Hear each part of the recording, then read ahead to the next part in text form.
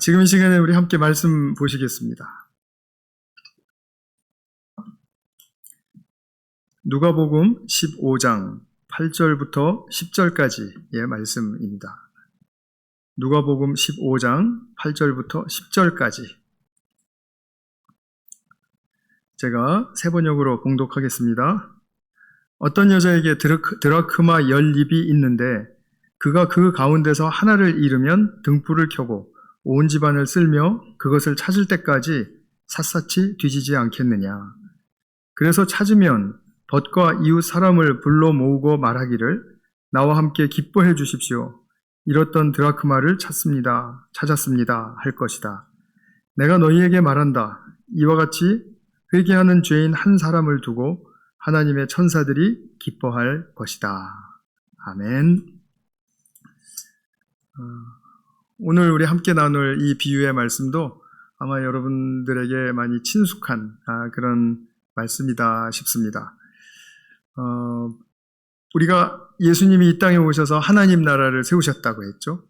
근데 그 하나님 나라는 우리가 시장에서 보는 것처럼 완제품처럼 이렇게 딱 뚝 떨어진 그런 완성품이 아니고 씨앗의 형태 또는 보이지 않는 미미한 형태로 이제 세워져서 이것이 확장하고 그리고 또 심화하고 하는 그런 과정을 거친다라고 말씀을 이제 드리고 있습니다. 거의 매주 제가 이 말씀을 앞서서 드리고 있죠. 이 하나님의 나라가 예수님이 죽으시고 부활하시고 승천하신 다음에 이제 성령께서 이제 교회에 오셔서 모든 성도들과 함께 이 나라를 확장시키고 심화시키는 일을 도와주시고 또 이끌어가 주십니다. 오늘 잃었다가 찾은 그 드라크마 비유를 통해서는 하나님의 그 잃은 것을 되찾으시는 그런 측면을 볼 때 잃었던 것을 찾아서 들여왔으니까 하나님 나라가 외형적으로 또 겉보기에 수적으로 이게 확장되는 그런 것을 우리가 생각해 볼 수 있겠죠. 잃어버린 것을 찾는다라는 것을 하나님께서는 굉장히 중요하게 생각하십니다. 그래서 누가복음, 지금 오늘 읽으신 이 누가복음인데 여기에 전체의 요절, 가장 중심이 되고 중요한 구절이라고 한다면 많은 학자들이 19장 10절을 꼽아요. 19장 10절에 뭐라고 되어 있냐면 예수님께서 말씀하시기를 인자는 잃은 것을 찾아 구원하러 왔다라고 이렇게 말씀을 하세요. 그래서 잃은 것을 찾아 구원하러 왔다는 말은 이제 잃은 사람을 찾기 위해서 오셨다라는 그런 의미가 되겠죠. 그래서 사람을 찾는 그 일 속에서 하나님 나라의 확장이 일어납니다.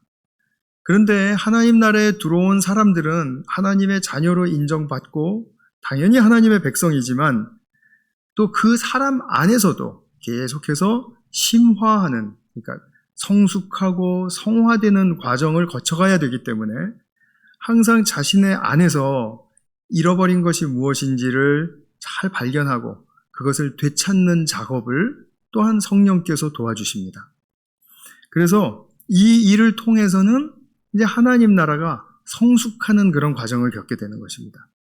우리 성도가 한 사람 한 사람이 이 성숙의 과정을 가지 않으면 하나님 나라는 성장하지 않는 것이라고 말할 수가 있습니다.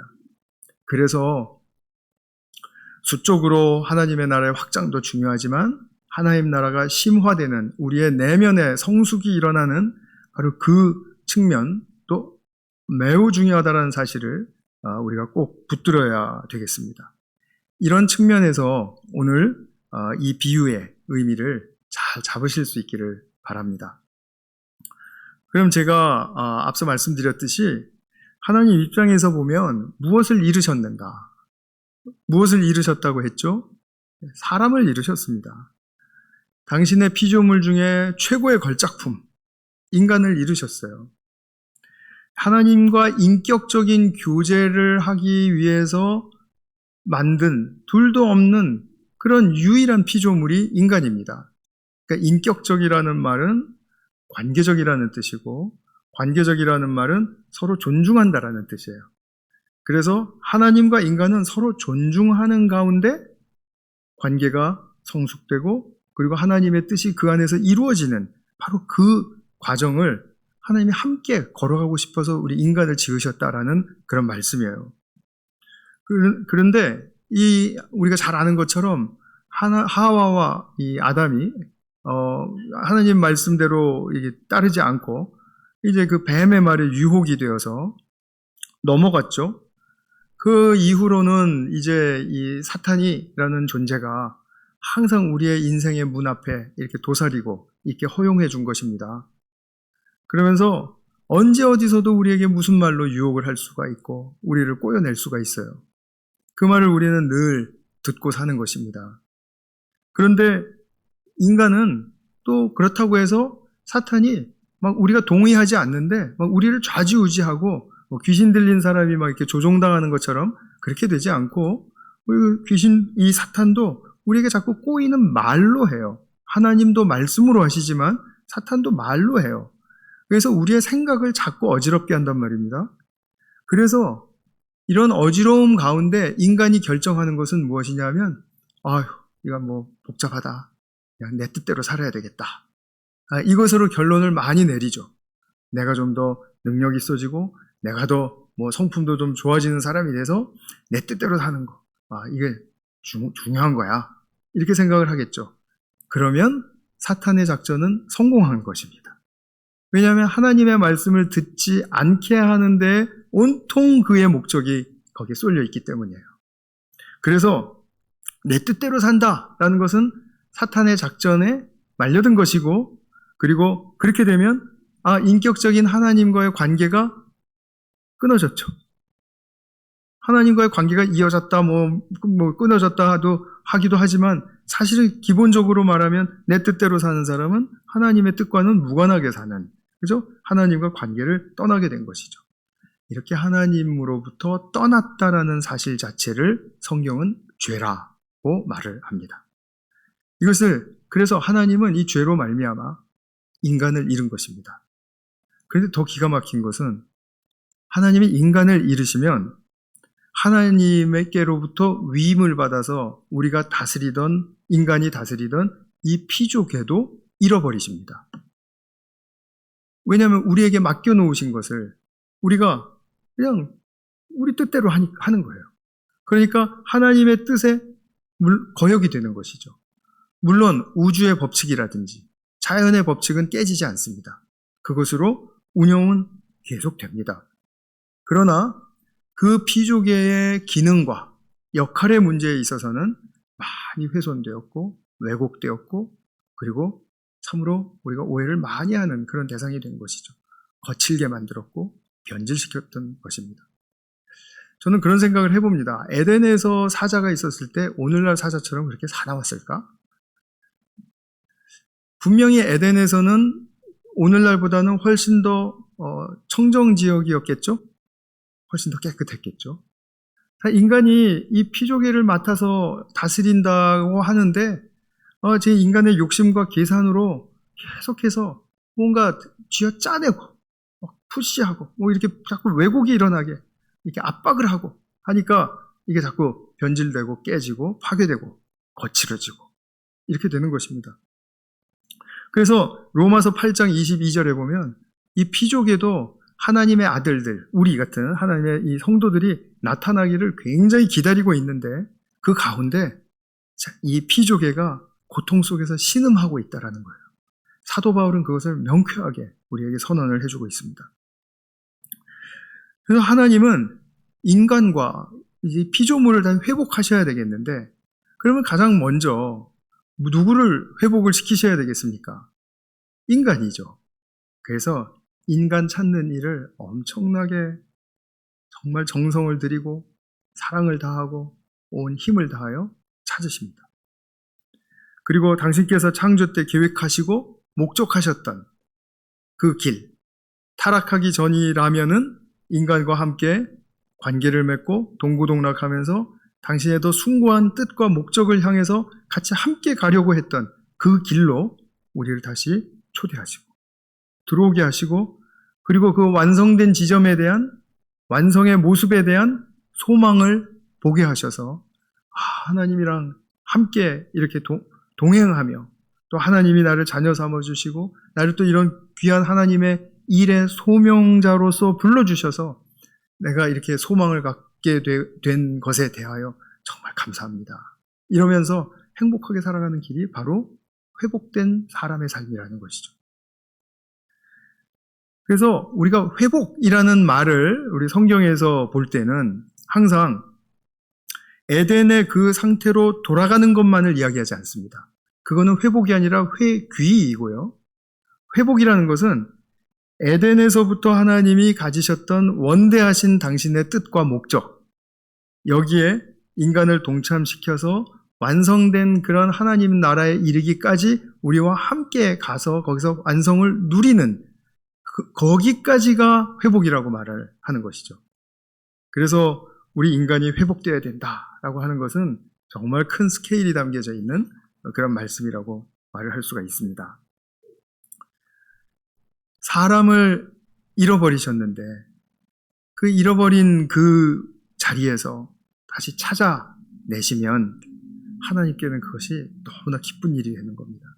집 나갔던 자식이 돌아오는 것, 오늘 비유 그 다음에 보면은 돌아온 탕자의 이야기가 있죠. 그것처럼 하나님 너무너무 기쁘신 것입니다. 자녀가 혹시 집 나갔다가 돌아온 거 경험하신 분이 있습니까? 그러면 할 말이 없습니다. 우리는 그 기쁨이 얼마나 크실까 우리가 좀 상상을 해봐야 되겠죠. 오늘 비유를 보면 여인에게 10드라크마, 그러니까 이 드라크마라는 것은 이제 헬라 시대의 그 은전을 이야기해요. 은전. 약 4분의 1 세겔 정도라고 하는데 이 정도면 아주 좀 작은 양이라고 보면 됩니다. 뭐 제가 생각하기에는 한 1,000원짜리 동전이 있다면 그 정도 될까요? 2,000원? 뭐 이 정도? 아주 작은 동전입니다. 근데 그걸 이제 굉장히 귀하게 여기는 거죠. 그래서 하나를 잃었습니다. 잃었는데 그것을 찾으려고 등불을 켜고 온 집안을 쓸고 그리고 집안을 샅샅이 뒤진다. 이렇게 이제 말을 했습니다. 이것이 바로 하나님이 잃어버린 사람을 찾기 위해서 이렇게 보여주시는 모습에 비유한 것이죠. 근데 한 개를 잃어버렸는데 뭐 그렇게 유난을 떠는가? 이제 그런 질문을 할 수 있겠죠. 우리가 이제 상대적으로 그 한 1이라는 그런 숫자를 10개에 비유하면 사실은 10% 어떻게 보면 많지만 어떻게 보면 작죠. 또 뭐 10개가 있어야만 되는 건 아니고 9개 있어도 또 뭐 10개의 분량으로 또 뭔가를 해낼 수도 있죠. 그러니까 뭐 한 개를 가지고 그럴까? 하는 그런 생각을 하시기가 쉬워요. 그런데 이 비유에서 하나라는 의미는 n분의 1, 10분의 1의 가치를 의미하는 것이 아닙니다. 이 하나라는 의미는 이 10개라는 전체를 온전하게 이루는 중심성을 가졌다라는 의미입니다. 그러니까 한 개가 없으면은 10개가 이루는 온전성을 이룰 수 없다라는 뜻이에요. 그렇기 때문에 이 10개 중에 10개, 각각의 10개 모두는 하나로서 이 10개 전체의 이 중심성을 가져요. 그래서 어떤 하나가 더 중요하고 어떤 하나가 덜 중요한 게 아니라는 뜻입니다. 말로는 어렵죠. 제가 예를 들어 드리겠습니다. 우리 아이에게 100개짜리 퍼즐을 사줬습니다. 그러면 근데 퍼즐 중에 하나가 없는 거예요. 그러면은 그 모서리에 있는 하나든지 중앙에 있는 하나든지 이 퍼즐은 온전할 수 있습니까? 어떤 하나도 없으면은 이 퍼즐은 온전할 수 없죠? 이렇게 말씀을 드렸는데도 이해가 안 되시는 것 같은데 그럼 또 다른 예를 하나 드려보겠습니다. 어떤 가족에게 10자녀가 있었습니다. 근데 한 자녀가 아파서 입원을 했어요. 마침 어머니 생신이었는데 어머니 생신 이제 잔치를 해드리는 거예요. 근데 입원해 있는 아들은, 딸은, 자녀는 올 수가 없죠. 그러나 우리가 9명이 잔치를 해드렸어요. 그죠? 자, 그러면 어머니 9자녀가 와서 축하를 해드리고 하는 건 기특하고 감사한 일이지만 우리가 한 자녀가 괜찮아, 그럴 수도 있지, 이렇게 말합니까? 아니죠. 지금 온통 그 가족의 관심은 어디에 가 있죠? 아픈 한 자녀에게 가 있죠. 그 자녀가 누구이든지 상관없죠. 장녀이든 막내이든 중간이든 상관없습니다. 이제 그러면은 이 하나의 중요성을 이해를 하시겠습니까? 중심성? 네. 이제 조금 좀 좋아졌습니다.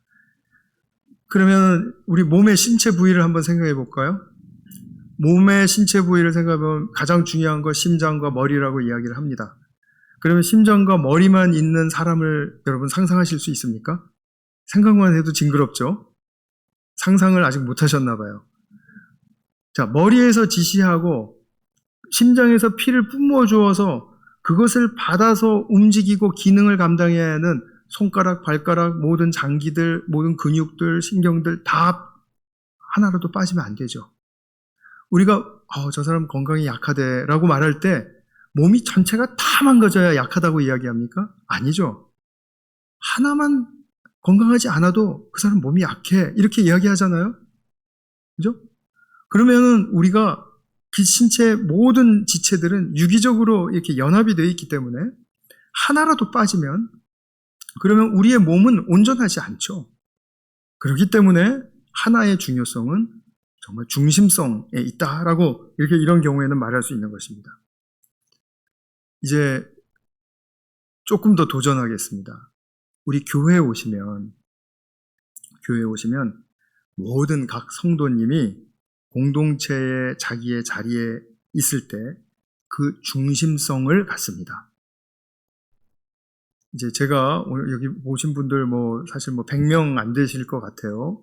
근데 우리 교회에 정말 놀라운 일은 뭐냐면 이 100명 가운데 저 옆에 가면 이제 중고등부 주일학교 다 있죠. 0세부터 10세까지, 10세부터 20세까지. 제가 우리 디모데 환영회 때 이런 말씀 드렸죠. 우리 이 자리에는 10대 우리 청년도 있습니다. 만 20을 바라보는 우리 환영이, 그죠? 우리 이렇게 정말 우리의 소망이 있습니다. 20대 청년들이 있습니다. 30대 청장들 여기 있습니다. 40대도 있고요. 50대 있습니다. 그 다음에 60대 있죠? 70대 있죠? 80대 있죠? 내년이면 90이 되시는 우리 어르신도 계세요. 0세에서 90세까지 이 중에 더 중요한 사람이 있고 덜 중요한 사람이 있습니까? 만약에 저런 사람 이렇게 별로 마음도 없고 관심도 없는 사람이니까 저 사람 없어도 그냥 우리가 일하면 돼. 우리가 다 일해서 하면 돼. 일은 그렇게 해서 되겠죠. 그러나 진정한 공동체성이 일을 완수하는 데 있습니까? 그렇지 않습니다. 우리 모두가 모여서 인격적인 관계를 가지고 관계성이 깊어지며 거기에 대해서 우리가 서로 사랑하고 격려하고 함으로써 우리 교회 안에서 맡은 일뿐만이 아니라 나의 삶에 나갔을 때 그런 그 관계와 인격적인 관계 속에서 얻은 힘을 가지고 그리고 내 삶에서 나의 삶을 잘 수행해낼 수 있는 것, 살아낼 수 있는 그런 사람이 되는 것. 그게 바로 크리스찬리티의 본질일 때 해당하는 부분 아닙니까? 자, 그렇다면 우리 한 사람 한 사람은 거기서 중심적인 자리에서 떠날 수가 없는 것이죠. 우리 모두는 너무나 중요한 한 사람으로서의 하나로서의 중심성을 가지고 있습니다. 그것을 바라보실 때 아마 우리는 교회에 대한 이 느낌, 또 교회에 대한 어떤 그 시야와 또 차원을 다르게 보시게 될 거예요.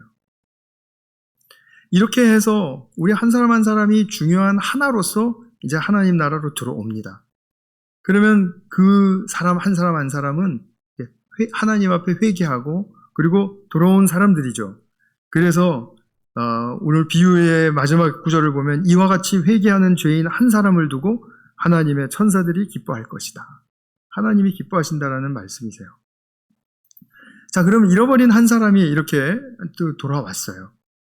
그래서 우주의 중심이 되고 또 그 가치를 지닌 사람이 이제 돌아와서 외적으로 우리 교회 숫자가 불어나고 또 하나님 나라의 외형적으로 성장이 일어나고 한다고 해서 하나님의 목적이 다 이루어진 것이 아니다라는 말씀을 앞서서 드렸죠. 또 무엇이 일어나야 된다고 했습니까? 그 한 사람 한 사람에게 내면의 심화, 즉 성장과 성숙의 그런 과정이 반드시 필요하다라는 거죠. 그럼 내면의 심화가 일어나기 위해서, 성숙하고 성화하기 위해서 우리에게 잃은 것이 무엇입니까? 지금 성도님들은 내 삶에 내가 무엇을 잃어버렸는가 하는 그런 측면에 대해서 말씀하실 수 있을까요? 아니면 나는 이제 성화가 완성되었습니까? 그래서 이제 뭐 잃어버린 것 없이 다 온전하게 잘 채워진 상태입니까? 그렇지 않죠.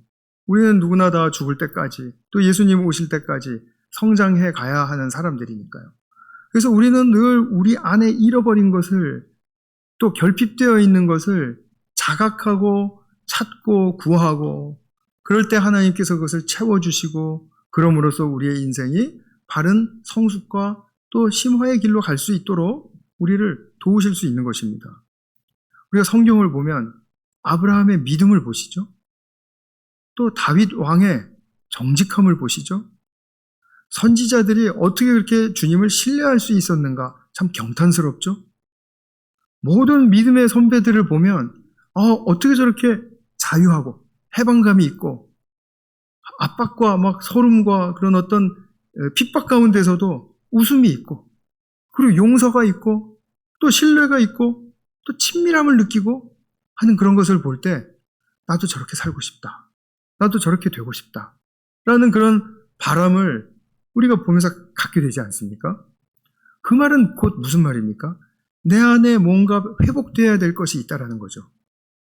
자, 그러면 이것이 무엇입니까? 한번 접근해 보십시오.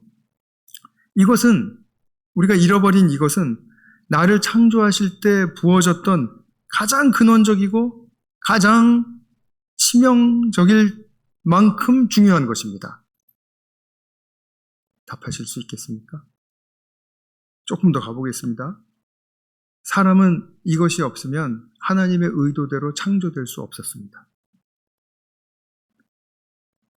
이것은 사람을 사람 되게 만듭니다.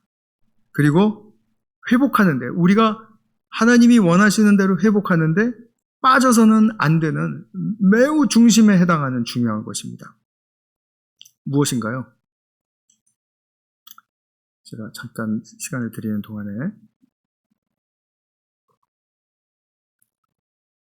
눈치채시죠? 하나님의 참 사랑입니다.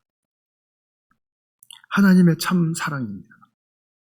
하나님의 사랑은 참이 붙을 필요가 없으니까 이제 참을 빼고 말씀을 드리겠습니다. 살아가면서 우리가 더욱더 온전해지기를 원하고, 또 우리가 신앙적인 용어로 거룩해지기를 원해요. 근데 그것을 방해하는 것이 무엇입니까? 나의 내면의 결핍이고 내면의 문제입니다. 그거는 뭐 누구에게나 다 있습니다. 아무리 신앙생활을 오래 한 사람들도 그런 내면의 문제나 약점이 있어서 온전함과 거룩함을 방해합니다.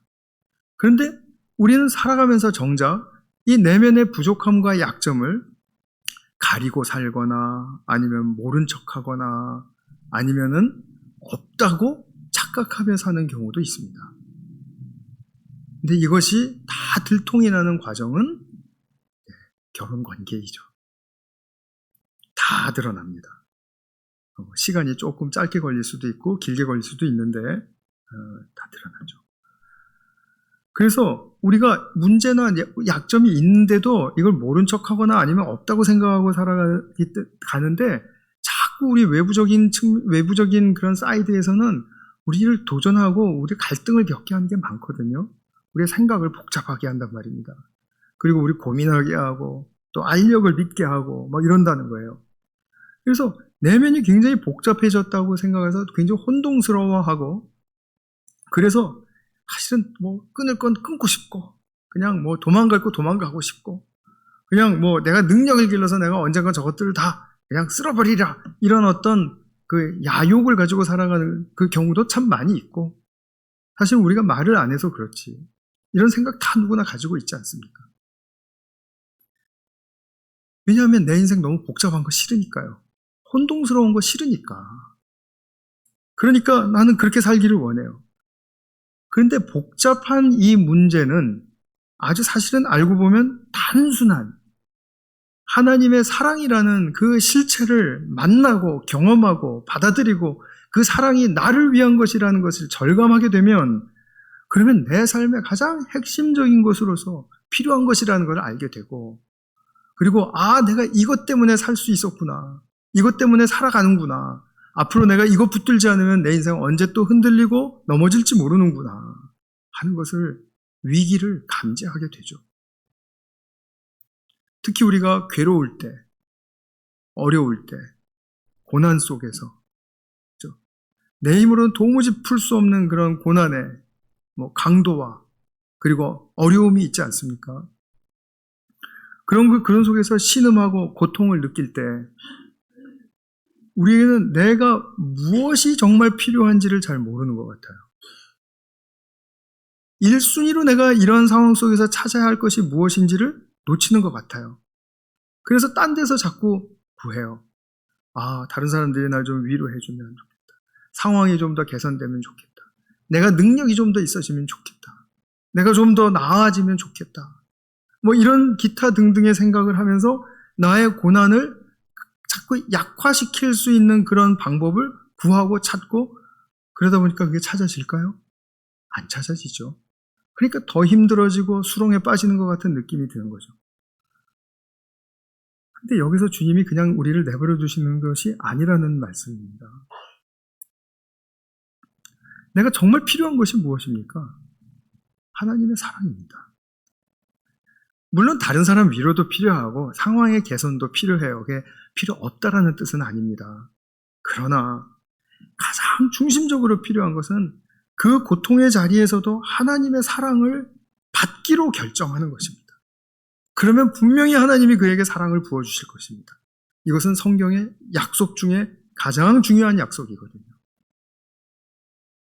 그래서 고난을 이기려면 어떤 힘센 것이 있어야 한다라고 막연하게 바랄 때가 많은데 이 막연하게 바라는 그 우리의 흩어진 마음들이 오히려 하나님의 사랑을 구하는 것에 초점을 잃어버리게 만든단 말이죠. 그러니까 하나님의 사랑이 필요한 게 아니에요. 이젠 더 이상. 문제가 빨리 해결돼야 좋은 거예요. 그러다 보니까 어려움 속에서 하나님은 우리를 자녀답게 그리고 정말 성도답게 이렇게 길러가시려는 목적을 가지고 그것을 하나님이 일부러 주신 것은 아니지만 허용해 놓으셨는데 우리는 하나님이 정말 내게서 와서 구하고 찾고 해야 될 것을 계속 놓쳐버리는 가운데 자꾸 다른 것만 구하고 그리고 아파하고 있으니까 물론 하나님은 언제까지라도 그 사람을 기다리세요. 하나님의 사랑을 구하고 찾을 때까지 기다리세요. 거기에 대해서 질타하시거나 야단치시거나 하시지 않습니다. 끝까지 우리의 고통에 함께 동참하시며 우리와 함께 아파하시며 우리가 그것을 구할 때까지 기다려주세요. 만약에 내가 그렇게 아파하는데 너한테 가장 필요한 건 하나님의 사랑이야. 내가 강제로라도 너한테 나의 이 사랑을 먹여줄게 라고 말하면 그 순간부터 우리는 하나님과의 인격적인 관계는 깨지는 것입니다.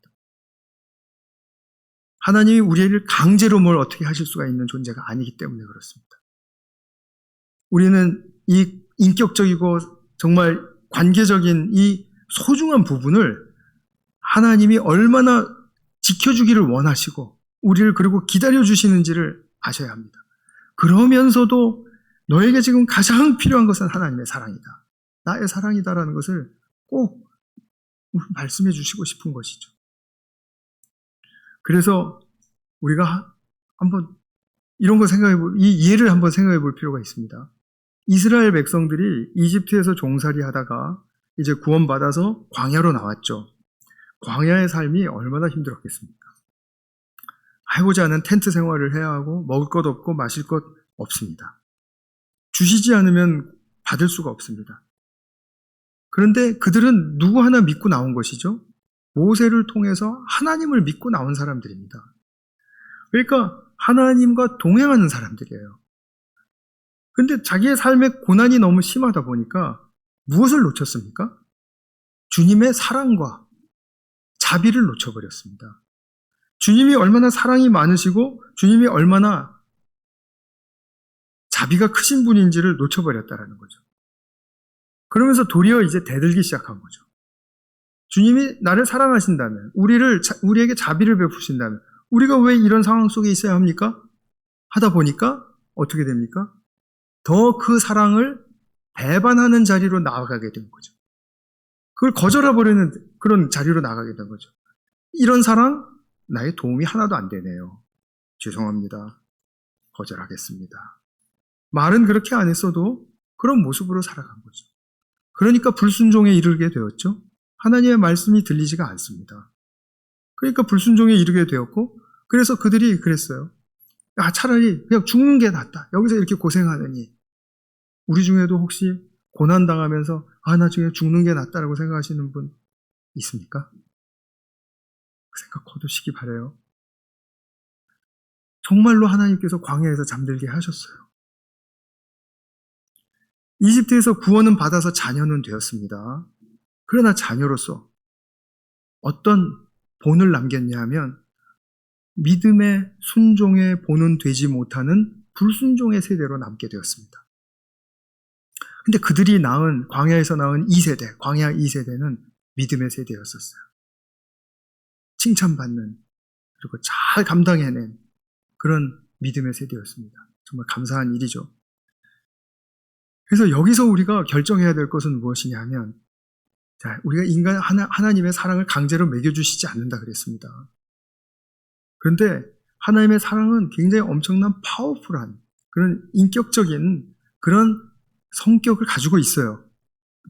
그렇기 때문에 우리가 성경을 통해서 또 오늘과 같이 이런 말씀을 통해서 우리가 하나님의 사랑에 대해서 관심이 있고 그것에 대한 갈구함이 생겼다면 나는 하나님 그것을 간구합니다.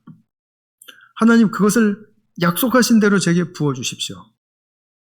라고 선택하는 그런 인간의 고유한 소중한 권리를 행사하는 일이 필요합니다. 나 하나님의 사랑으로 살아가고 싶습니다. 그러니 사랑을 부어주십시오. 그러면 하나님 사랑 붙들고 내가 살 수 있지 않겠습니까? 사람에게는 또 다른 피조물들과 다르게 특권이 있고 정말 아주 소중한 그 권리가 있는데 그것이 우리가 선택할 수 있다는 얘기입니다.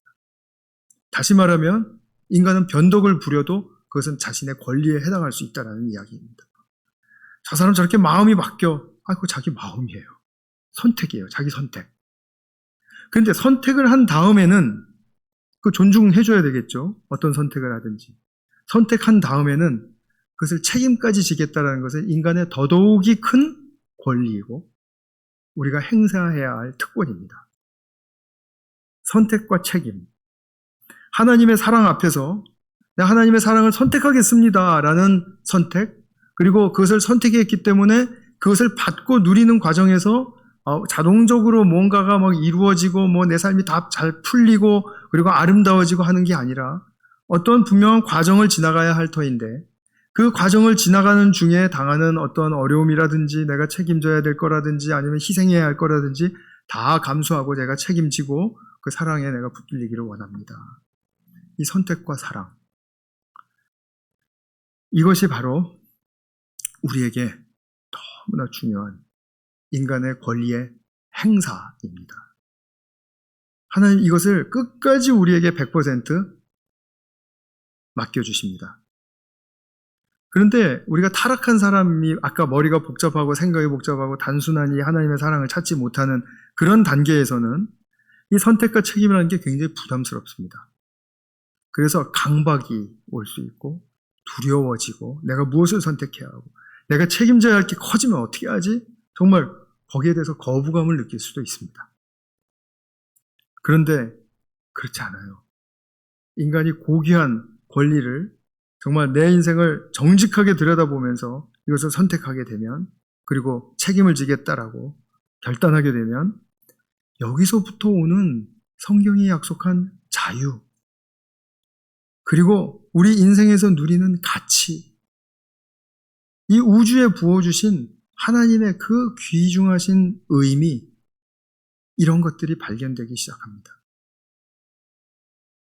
다시 완전히 줄여서 말씀드리면 하나님이 지으신 나의 나대로 살아가는 길에는 자유함이 있고 가치를 누리는 행복이 있고, 그리고 의미를 찾게 된 기쁨도 있고, 그리고 이렇게 가는 것이 옳다라는 확신과 함께 하나님 안에만 소망이 있다라는 것을 알게 된다라는 말씀입니다. 반드시 자유와 가치는 공짜로 오지 않습니다. 하나님의 사랑을 선택하는 데 있습니다. 그래서 이 사랑을 많이 받고 누릴 때 우리가 그것을 꼭 기억하시고, 그리고 더욱더 크신 하나님의 사랑을 구하는 그런 가운데로 나가실 수 있는 인생이 되어야 됩니다. 우리가 살아가면서 시간이 좀 지나가지만 죄송해요. 까칠하다, 공허하다, 뭔가 문제가 있다, 상당히 좀 불편하다, 그리고 확신이 없다, 기타 등등 여러 가지 부정적인 것들이 많잖아요. 나의 삶을 볼 때 그런 것이 많지 않습니까? 무엇을 말해주는 것입니까? 하나님 사랑 더 받아야 되는구나. 내 인생에 내가 하나님 사랑으로 더욱더 채워가야 내 인생이 인생다워지는구나. 이것이죠. 그냥 그대로 내버려두면서 다른 타종교라고 말하면 타종교에 좀 미안한 이야기고요. 어쨌든 간에 이거 되게 해주세요, 저거 되게 해주세요, 고쳐주세요, 뭐 해주세요 해가지고 해결될 것이라면 그럼 꼭 기독교 들어와서 하나님께만 간구하실 필요는 없는 것입니다. 이런 소중한 하나님만이 보여주시고 하나님만이 우리에게 주신다고 약속하신 바로 이 길, 이것을 우리가 갈 수 있는 것, 그것이 우리에게는 얼마나 큰 축복의 길인지 모릅니다. 근데 거기엔 반드시 하나가 필요하다는 거죠. 하나님의 사랑입니다. 로마서 5장 8절 보면 우리가 죄인 되었을 때에도 그토록 우리에게 그리스도가 부어주신 사랑으로 우리를 그 사랑을 증명해 주셨다라고 말씀을 하세요. 이것이 우리가 살 길이지 않습니까? 자신의 생명을 십자가에서 내주시고 구원하신 그 사랑으로 우리를 끝까지 지켜주십니다. 그 다음에 내가 구원받고 살아오면서 제 자신도 성도로서 목사로서 살아야지만 엄청난 연약함과 또 못됨이 있거든요. 그거를 잘 가리고 살려고 엄청 애를 쓰는 거예요. 그죠? 근데 아시지 않습니까? 10년, 20년 이렇게 같이 공동체 생활하면 저의 못됨이 어떻게 폭발이 되고 드러나는지 아시는 분들은 다 아시지 않습니까? 그렇다고 새로 오신 교우님들은 이렇게 미워하시거나 그러실 필요는 없습니다. 근데 어쨌든 간에 그런 못남이 있어도 하나님이 당신의 생명을 십자가에서 내어주신 것을 아까워하시는 법이 없다라는 것입니다. 하나님은 우리가 얼마나 잘못 가는 길을 산다 하더라도 내가 너를 위해서 퍼부어준 이 사랑 아깝지 않다. 그리고 더 대단한 것은 무엇이냐면 지난 2000년 동안 십자가의 사랑을 보이신 이후로 언제나 어디서나 누구에게든지 이 사랑에 더하거나 이 사랑을 감한 적이 없으시다라는 겁니다. 왜냐하면 그 사랑은 그만큼 완전하니까요. 완전한 것에는 뭘 더할 수도 없고 뭘 덜할 수도 없지 않습니까? 바로 이것이죠. 정말 너무나 일관적이고 너무나 지속적으로 퍼부어지는 이 성령의 시대에 살고 있는 이 사랑의 우리 자녀들, 그것이 얼마나 우리에게는 정말 큰 위로이고 감사이고 축복입니까? 그래서 이 사랑을 더욱더 받으시기로 결정하라라는 그런 권면의 말씀을 드리고 싶습니다. 여인이 동전을 찾는데 열심이라고 했죠. 우리도 잃어버린 이 사랑을 찾는데 열심을 내시기를 바랍니다. 그러면 우리가 주님의 사랑받는 우주의 중심이 되는 그 가치를 내 스스로도 누리면서 살아가실 수 있으리라고 믿습니다. 기도하겠습니다. 주님께서 잃어버리신 우리를 찾으신 후에 우리에게 또한 잃어버린 드라크마를 찾으라고 또 권면하십니다. 우리 안에 잃어버려진 것이 무엇인지를 잘 찾을 수 있는 그런 복된 주님의 자녀들 되게 하여 주시옵소서. 주님께서 오직 그 사랑의 승부를 거시고 우리를 구원해내셨고 또 우리를 여전히 그 사랑으로 지켜가고 계십니다. 그 위대하신 사랑을 우리가 더욱더 깊이 자각하고 그 사랑에 붙들리기를 원하며 그 사랑에 우리 또한 우리의 삶의 승부수를 걸 수 있는 그런 믿음과 용기를 더할 수 있도록 우리 모두의 심령에 축복하시고 함께하여 주시옵소서. 예수님의 이름으로 기도하였습니다. 아멘.